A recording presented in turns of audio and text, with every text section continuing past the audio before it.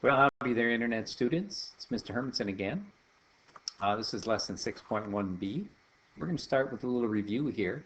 Um, put a dot on the number line for each of these numbers so that you can order them from least to greatest.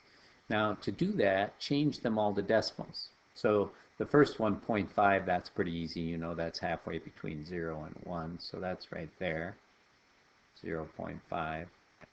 Okay, but the square root of 9, make sure you change that to a decimal number first. And then you can check and see if you got them right. Go ahead and do both of these. Now you're ordering them from least to greatest, so when you're all done, put the smallest number first. You probably noticed that it was easier to do the second set because those were all perfect squares. So think about those numbers as you do this next one. Find the next three numbers in this sequence. See if you can figure out what they are. Well, I hope you figured out that those were all perfect square numbers. So the first number is 1 times 1, the second number is 2 times 2, and so on. This one's 6 times 6, 7 times 7, 8 times 8. Those are all perfect squares. Now, the reason those are called square numbers is because when you find the length, the area of a square, you take the side and multiply it by itself. So we can use this little formula. So go ahead and find the area of this square. And then to find the length of the side, we undo that process. The side of a square is equal to the square root of the area.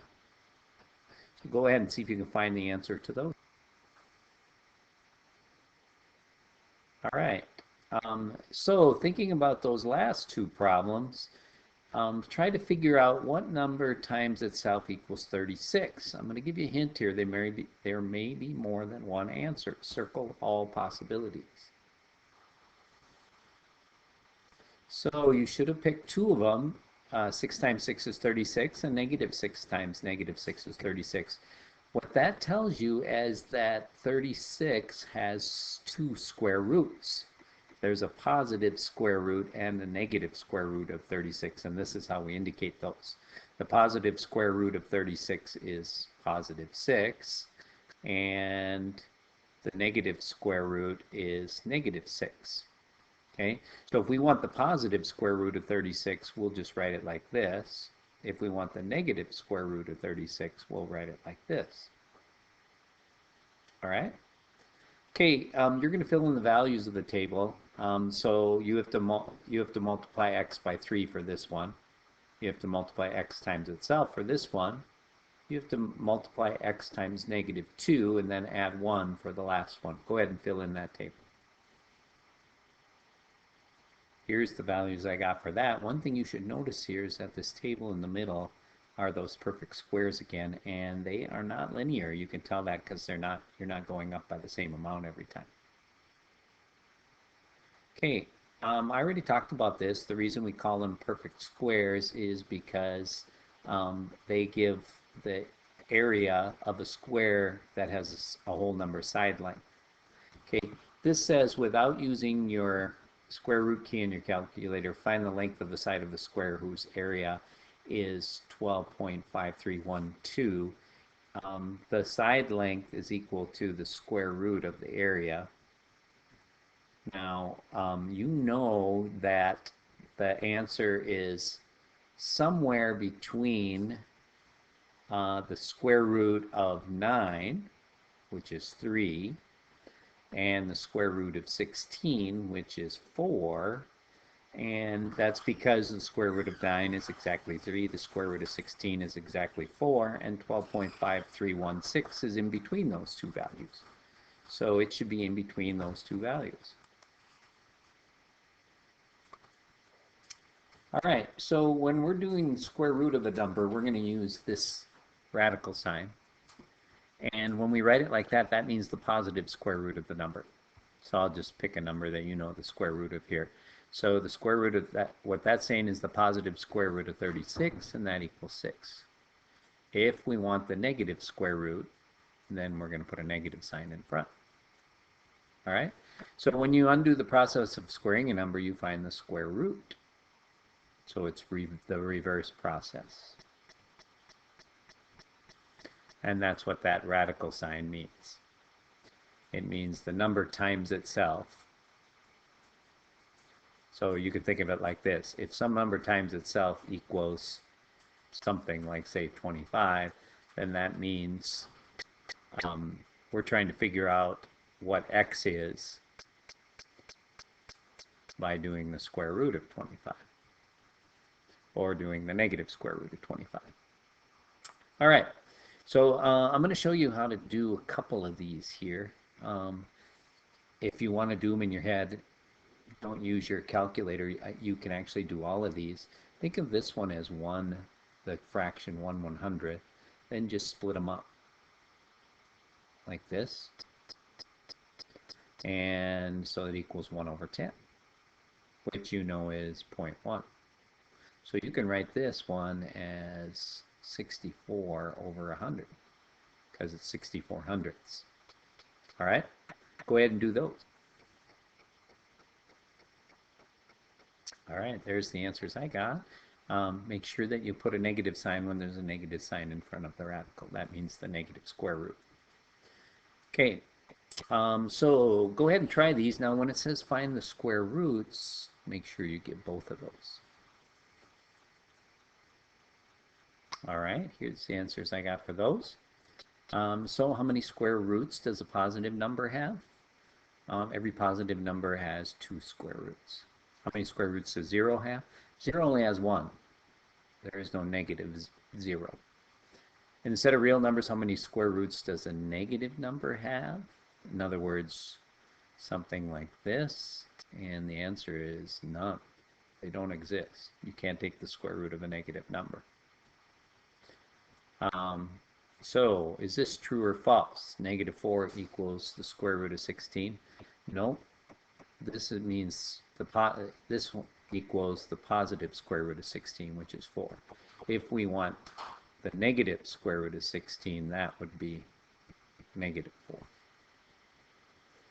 All right, so go ahead and think about this. I'll do the first one with you. First, I'll do inside the parentheses. Square root of 49 is 7. Now I'm going to square that, and that equals 49. Go ahead and do the rest of them and see if you don't notice something.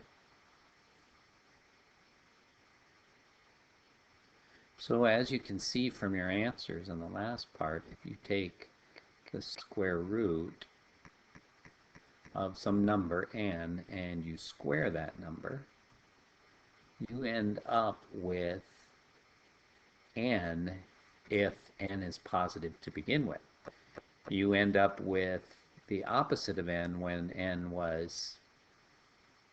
you had a negative here.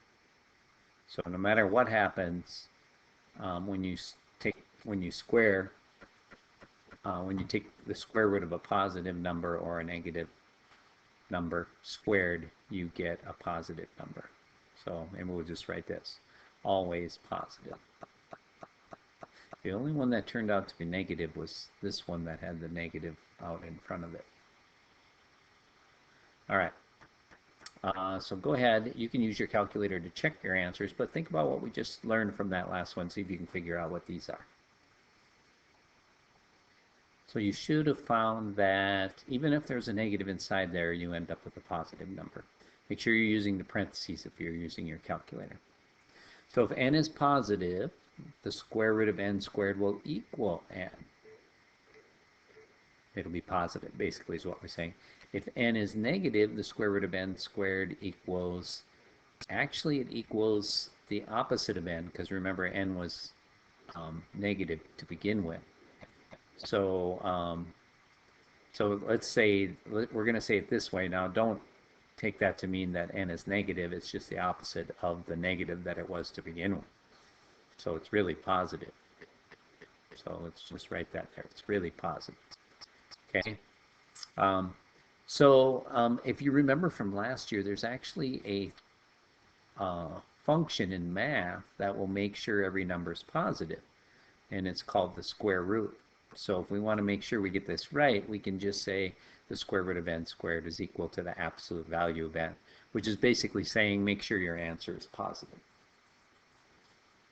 Go ahead and give some examples of square roots you can find without a calculator. I'm pretty good at square roots. I know that the square root of 225 is equal to 15.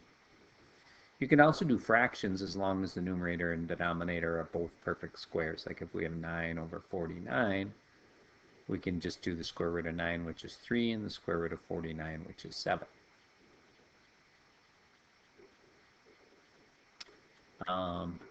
The reason is because if n is negative to begin with, it turns into a positive. So no matter what you do, it's always positive. And that's why we use absolute values to make sure that.